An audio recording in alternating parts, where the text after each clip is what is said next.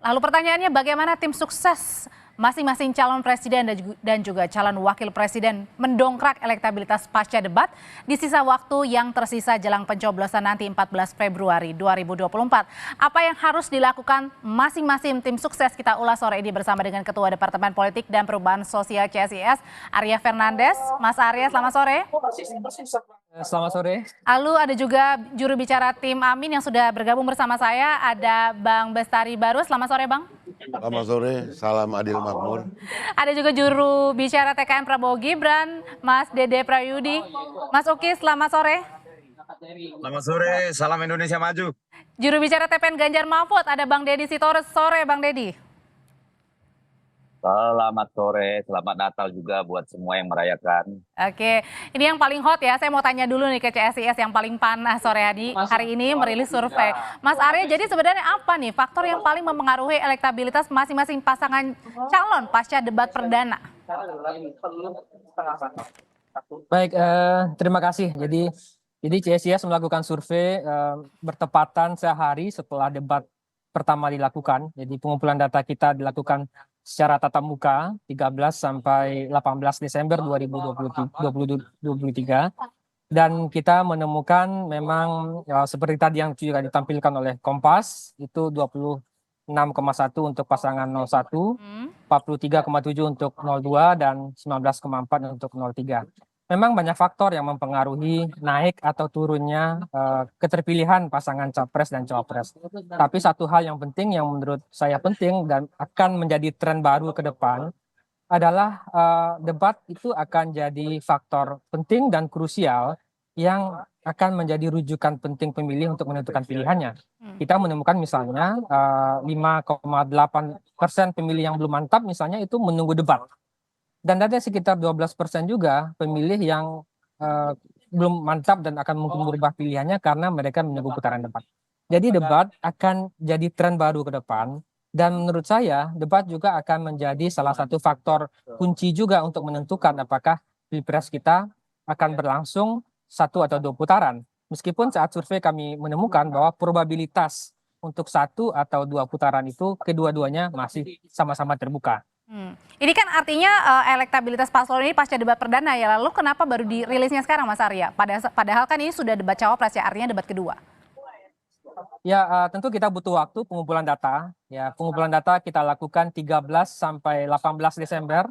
Ya dari 18 Desember sampai 25 Desember, 26 Desember kita tentu ada proses spot check ya, mendatangi kembali responden terpilih dan memverifikasi hasilnya, melakukan callback, menanyakan kembali apakah datanya sesuai atau tidak, ada proses cleaning dan tabulasi data. Jadi memang butuh waktu antara survei selesai dilakukan sampai survei itu kemudian dirilis. Oke, saya mau tanya dulu deh masing-masing tim pasangan calon tim sukses ya. Bagaimana strategi usai CSIS merilis hasil survei elektabilitasnya? Bang Bestari, apa strategi yang bisa dilakukan untuk mengejar nih untuk 2 bulan lagi nih, Bang? Jadi pertama begini, debat ini nggak bisa dibilang pasca debat ya karena mereka merilis survei itu justru sehari setelah debat pertama. Artinya belum ada apapun yang diterima oleh masyarakat kaitannya dengan debat itu gitu loh. Kemudian mereka turun dan merilis. Artinya ini sama sekali belum merujuk kepada hasil debat. Gitu. Nah, menurut saya itu belum merujuk sama sekali hasil debat. Jadi meragukan hasil surveinya? Ya, artinya gini, kita masih merujuk kepada hasil Litbang Kompas yang menyatakan bahwa Pak Prabowo dengan dukungan yang sangat kuat, bahkan ada Pak Jokowi di situ kan cuma 38. Buat kita itu aman, gitu loh. Walaupun Anies masih di angka 16 dan kemudian Ganjar itu di angka 15.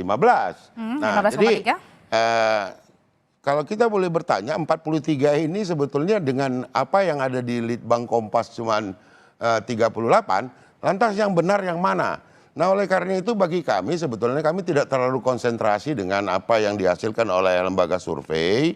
Karena menurut kami terkadang apa yang disampaikan oleh lembaga survei tidak mewakili sebetulnya apa yang kemudian ada di lapangan. Tapi yang tadi Abang bilang aman itu apa nih Bang, kalau merujuk pada hasil Litbang Kompas? Ya, artinya ada masih angka 28% undecided itu yang masih wait and see tentunya. Dan tentu itu yang tidak tersentuh oleh CSIS tadi.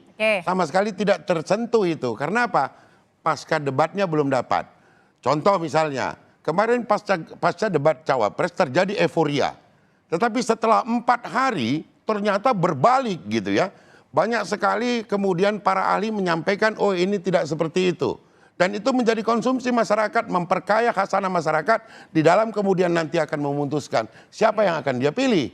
Jadi apa yang disampaikan CSIS menurut saya belum mewakili dari apa yang didengar oleh Kalau masyarakat. belum mewakili, tapi kalau menurut dari tim sendiri, tim melakukan survei juga nggak sih internal begitu, dan hasilnya hampir serupa nggak dengan Litbang? Ya itu tidak bisa kami sampaikan, itu konsumsi internal saja. Namun menandakan bahwa kami masih merasa sangat nyaman dalam perjalanan ini, seluruh kegiatan itu kita belum ada melakukan evaluasi loh, masih jalan terus gitu.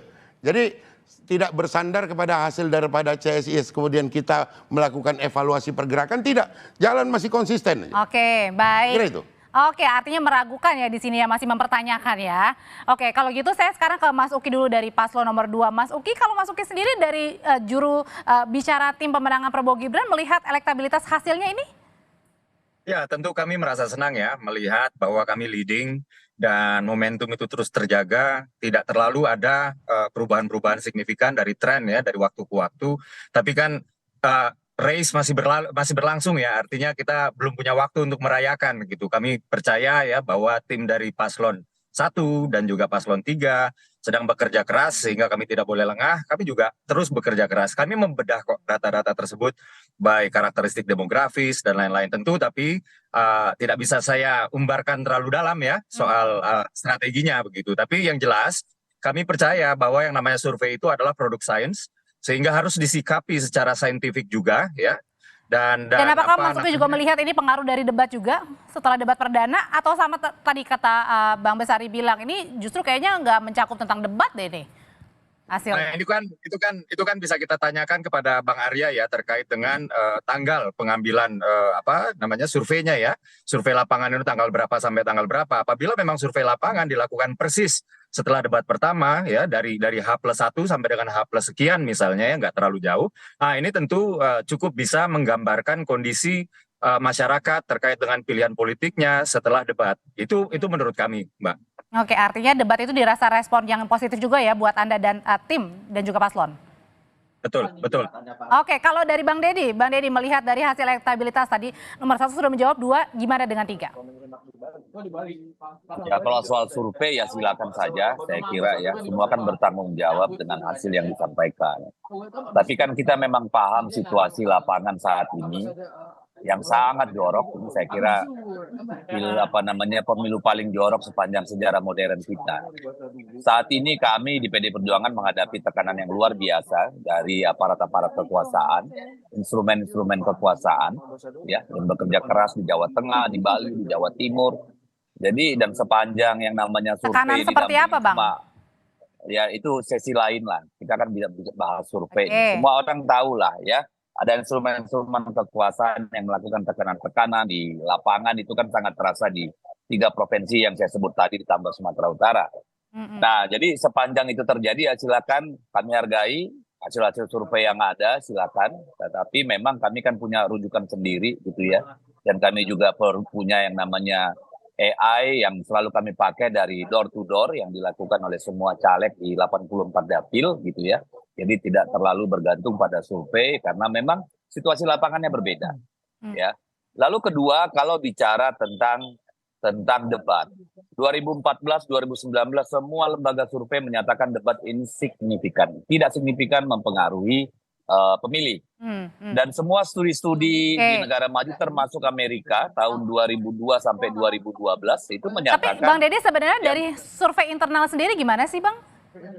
Ntar dulu saya jelasin dulu dong. Jadi hampir semua survei termasuk di negara modern seperti Amerika Serikat bahwa mengatakan, ya silakan di Google saja, itu tidak ada pengaruh signifikan bagi pemilih karena debat gitu ya. Kita tahu debat di sana sangat liberal, tidak seperti debat kita di sini yang yang bisa diatur-atur atau katakanlah tidak memberi efek pendalaman yang cukup memadai gitu ya. Tetapi bisa saja berbeda karena memang mayoritas sekarang pemilih itu ada pada usia-usia muda. Dan kemarin memang aksi teatrikalnya Gibran itu terlepas dari semua masalah etika, debat dan sebagainya itu ya orang terkejut ya, banyak yang terkejut, oh ternyata ini anak bisa ngomong, nggak ngomong saja gitu ya. Jadi kan maksudnya dalam debat cawapres ya? Ya dalam debat cawapres gitu. Tetapi kan saya nggak tahu surveinya Bang Arya ini apakah memang pengaruh debat itu sedemikian signifikan gitu ya. Kalau saya sih harusnya kita melakukan survei yang mendalam. Gitu ya. Tapi kalau dari internal jadi sendiri tidak Bang? sambil lalu. Dari internal sendiri? Karena kalau untuk mengatakan ini menjadi teori baru lahir gitu ya hanya dengan pertanyaan 1-2 pertanyaan di dalam survei gitu ya, tidak fokus gitu ya, apalagi tidak dilanjutkan dengan FGD, sangat sulit lah mengatakan itu signifikan. Jadi artinya meragukan juga ya sama kayak paslon 1 ya? Iya, kalau memberikan informasi ya mungkin saja. Tapi kan kalau menurut saya harus diadakan satu survei khusus dan FGD yang mendalam untuk melihat ya dari segi spektrum gitu ya, apakah benar itu memberikan manfaat gitu. Tapi dari survei internal sendiri Bang? Survei internal kita punya sendiri lah, nggak usah kita kasih tahu. Tapi sama kayak paslon 1 ya, sama-sama meragukan dari 3 dan 1 dan 2 kan, ini sudah ibaratnya tadi ya tidak ini pemilu paling kacau kan. Kalau kita buka-buka kan bahaya ini. Kalau Buki mah enak, duduk aja dia ada yang pasangin baliho gitu loh. Kalau kita kan beda baliho, kita hilang gitu kan. Nah jadi ini pemilu yang aneh kalau menurut kita. Tahan dulu sampai situ Bang. Surveinya CSIS ini menangkap fenomena itu di lapangan ya. Karena itu sangat terasa di provinsi-provinsi besar gitu ya. Nah ini harusnya juga menjadi pertanyaan nih bagi CSIS. Langsung saya tanyain ya, kita tanyain aja Bang. Untuk dikelirkan, Mas Arya ini ada yang aneh katanya, ada yang mempertanyakan hasil elektabilitasnya, Mas Arya. Gini ya, saya mau meluruskan ini kayaknya ada kesalahpahaman gitu ya. Yang ingin kita sampaikan itu adalah bukan kita ingin mengatakan apakah debat punya pengaruh pada elektabilitas atau tidak. Yang ingin kita sampaikan adalah debat itu pada satu titik punya efek yang krusial untuk menentukan pilihan seseorang. Yang kedua, debat itu dalam kondisi yang strategis, dia juga akan mempengaruhi apakah pilpresnya akan berlangsung 1 atau 2 putaran. Memang studi-studi terutama di Amerika itu memang menunjukkan faktor debat kecil. Tapi studi terbaru Bang Deddy di Amerika Latin yang kondisinya secara politik itu mirip sama kita, party ID-nya lemah gitu ya, kelembagaan politiknya juga lemah, itu debat itu punya pengaruh. Beda dengan Amerika yang memang sudah baik gitu ya. Nah yang kedua, saya ingin juga komentari Bang Bestari. Survei kita lakukan 13 sampai 18.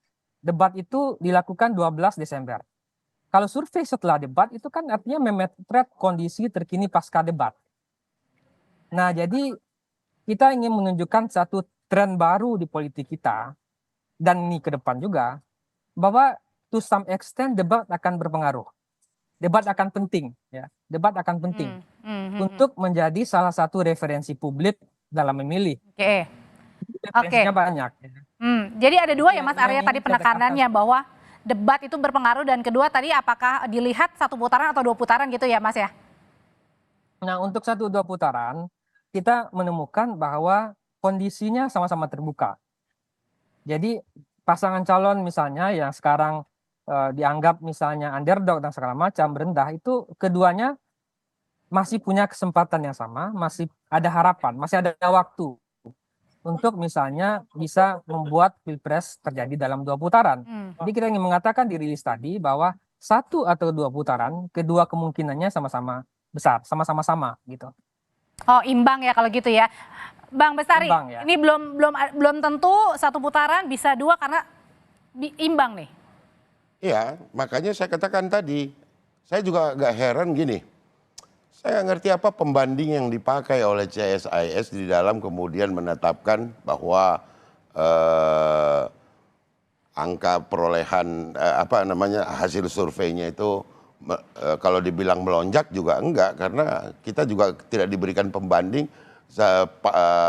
sebelum debat itu dilaksanakan berapa rilis dari CSIS gitu.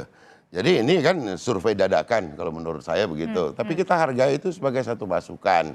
Namun kita sangat tidak terpengaruh soal itu. Ingin potong Bang Bestari ini. Silakan. Bang Bestari ini banyak informasi yang salah yang disampaikan gitu ya. Bukan dadakan Bang Bestari. Kalau Bang Bestari baca rilis kita mempersiapkannya sudah sejak November. Ya, November. Rilis pertamanya harusnya harusnya CSIS secara bertanggung jawab menyandingkan rilis pertama sebelum rilis yang tanggal berapa nih? Tanggal yang dilakukan yang terakhir ini, sehingga kita dapat pembanding. Kalau ini kan masyarakat, tidak memberikan masyarakat pembanding apapun gitu. Padahal apa yang sampaikan adalah konsumsi masyarakat. Itu saja. Walaupun apa hasil yang sampaikan sebetulnya tidak mempengaruhi kami. Tapi pada hari ini kita di sini hanya menyampaikan bahwa hasil debat itu belum tuntas. Karena apa? 4 hari setelah debat cawapres itu tidak diukur oleh CSIS. Ini sekedar masukan supaya punya firma itu jauh lebih baik lagi ke depan. Oke, Mas Arya. Bang Bestari, saya ingin berikan penjelasan yang utuh pada Bang Bestari biar pemahaman Bang Bestari itu tidak keliru memahami sebuah data.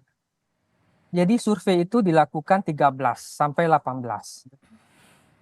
Nah, jadi kami memotret memang kondisi yang terjadi setelah debat dilakukan. Debat dilakukan 12 Desember. Ya. Nah, bagaimana kondisinya? Kondisinya seperti tadi.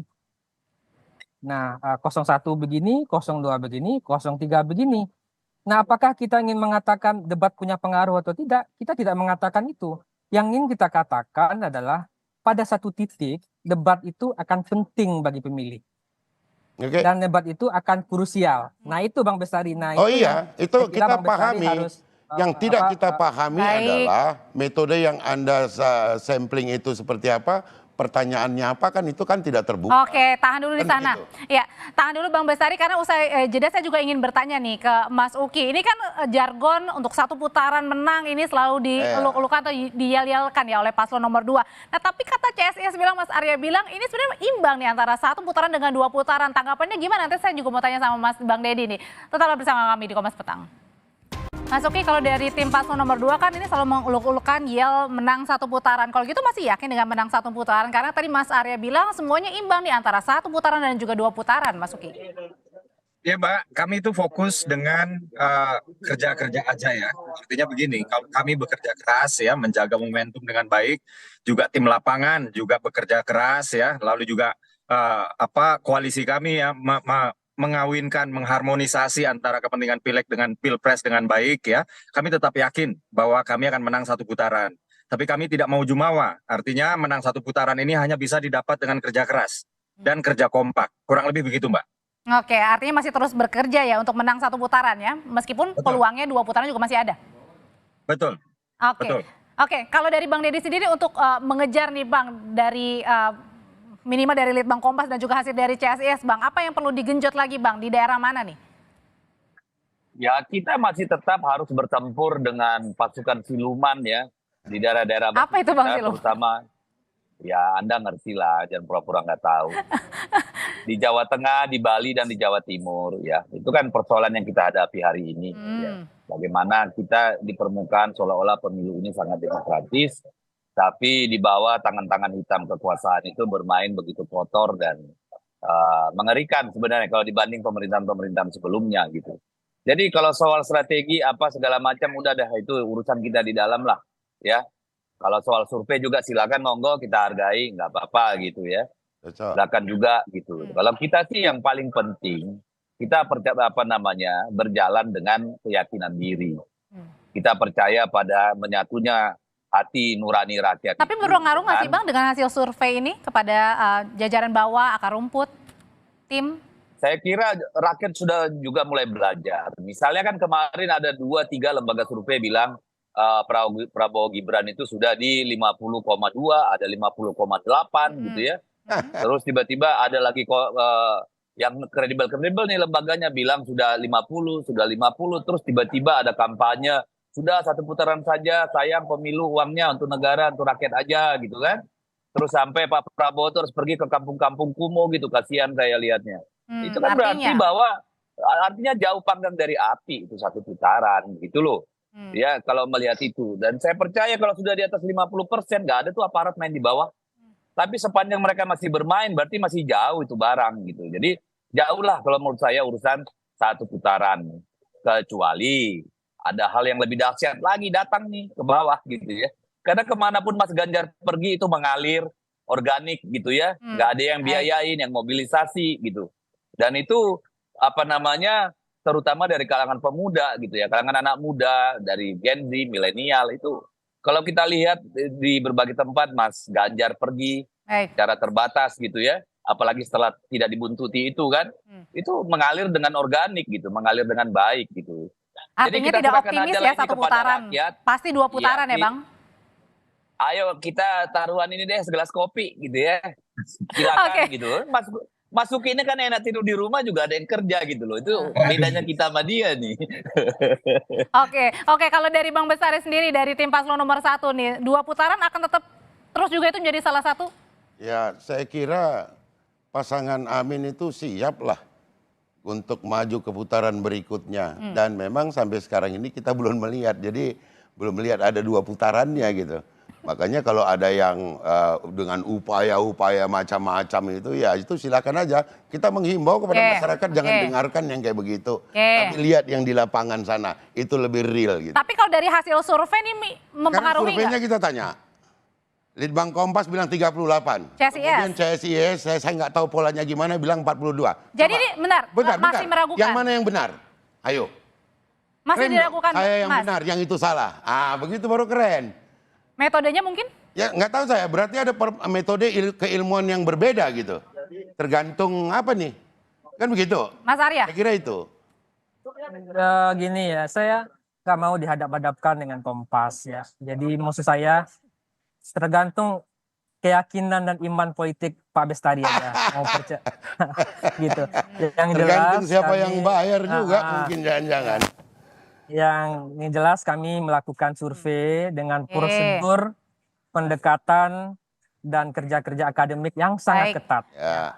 Mas Arya, memastikan harusnya bahwa kalau data udah itu ketat kredibel. bisa memberikan penilaian bahwa Kompas punya lemah. Oke, masing-masing kan punya metodenya ya. Tapi saya pengen soroti juga nih dari CSIS belum menentukan pilihan dan juga tidak menjawab sebesar 10,9% ya, Mas Arya ya. Artinya besar ini 10,9%. Ini segmentasinya yang mana yang disasar ini sebenarnya 10,9%? Ya ya tentu saat survei kita lakukan, kita tanya orang kalau pemilu hari ini Anda akan pilih siapa. Tentu ada yang bilang dia rahasia, mungkin dia merahasiakan pilihannya atau dia nggak mau secara terbuka menunjukkan pilihannya. Itu dalam survei tentu hal yang biasa, hal yang normal. Bagaimana karakteristiknya? Tentu kita melihat karakteristiknya sebagian besar, bukan sebagian besar, umumnya adalah orang-orang yang memang pertama orang yang mendasarkan pilihannya pada isu. Jadi dia akan komparasi isu satu pasangan dengan pasangan yang lain. Ada juga yang menunggu debat. Jadi dia akan lihat dulu putaran debat, dia akan bandingkan mana yang kira-kira programnya bagus. Dan ini usianya range berapa nih 10,9% ini Mas? Masih muda kah? Ya umumnya tersebar cukup merata. Ya. Oh, oke. Tapi tentu segmen muda angkanya lebih tinggi dibandingkan segmen tua ya. Oke, yang perlu kemudian untuk menaikkan elektoral juga adalah mengejar ya tadi 10,9% yang belum menentukan pilihan dan juga belum menjawab adalah masalah wilayah. Nah, wilayah apa sebenarnya Mas Uki yang kemudian masih menjadi target utama juga dari paslon nomor 02? Ya, sebenarnya menjadi perhatian kami adalah wilayah-wilayah tertentu ya di Pulau Jawa ya, misalnya di Jawa Tengah, di DIY ya. Menurut berbagai survei itu masih ada ruang ya untuk kami improve gitu. Juga ada beberapa wilayah seperti DKI Jakarta, Banten itu juga masih kami improve. Tapi begini, kalau kita menyasar kepada pemilih yang belum menjawab atau yang tidak tahu ya. Nah, ini menurut hemat kami setelah kami breakdown beberapa data ya karakteristiknya, mereka adalah pemilih-pemilih muda yang cenderung lebih rasional, Oke. cenderung yang pendidikannya lebih tinggi. Gitu. Nah ini kan karakteristiknya bisa ada dua klasifikasi. Klasifikasi pertama, mereka itu adalah pemilih-pemilih yang baru menjatuhkan pilihan ketika gizi informasinya sudah tercukupi dulu. Gitu. Itu yang mungkin tadi Bang Arya sampaikan ya. Tapi jangan lupa ada pemilih kedua karakteristiknya. Walaupun dia rasional, tapi dia adalah orang-orang yang apolitis, Mbak. Orang-orang yang merasa hiruk pikuk politik itu nggak bersentuhan dengan kulit mereka. Nah orang-orang ini merasa mungkin para politisi ini pada berantem di TV, Oke. itu hanya untuk Jadi salah kepentingan satunya para- Jakarta yang menjadi fokus ya. Nah inilah dia pentingnya Baik. kenapa ya dari Prabowo Gibran ini politik yang gembira, Baik. tidak menyerang. Baik. Begitu Oke, ya. kalau dari paslon nomor 3, 03, Bang Deddy, kalau tadi kan Jakarta nih yang pengen difokuskan oleh paslon nomor 02 salah satunya. Dari 03? Ya kalau 03 kita tetap menjaga basis suara kita ya. Kalau hanya pasangan 02 itu secara pasangan, secara partai politik mah nggak ada sesuatu yang perlu kita khawatirkan gitu ya. Karena daerah itu memang sudah lama menjadi basis PDI Perjuangan seperti Jawa Tengah dan Bali gitu.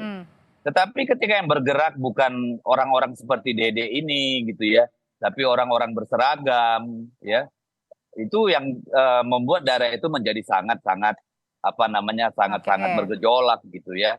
Dan saya kira ini kalau diteruskan, kalau menurut saya akan sangat tidak baik buat pemilu kita, buat bangsa kita gitu. Karena apapun hasilnya itu akan membuat keterbelahan dan luka-luka yang akan sangat panjang dan berdarah Baik. buat kita. Oke, dari 01, Bang. Ya, kalau tadi dikatakan Jakarta disasar dan sebagainya, kita menyasar juga itu. Sekarang ini di Sumatera Barat, Lampung, dan juga Jawa Tengah itu perlahan. Bagaimana ketika kita kumpul itu mayoritas dengan kegiatan yang kita buat itu. Artinya mau menggerus ternyata 02 dan 03. anak muda yang paling banyak ada di situ. Jadi ya sembarang klaim boleh-boleh saja, tetapi fakta lapangan yang harus dilihat. Saya kira itu. Oke, terima kasih Bang Bestari, terima kasih juga Bang Deddy, terima kasih Mas Uki, terima kasih Mas Arya, sehat selalu semuanya, kita ketemu lagi di lain kesempatan. Nomor 1, jangan kemana-mana.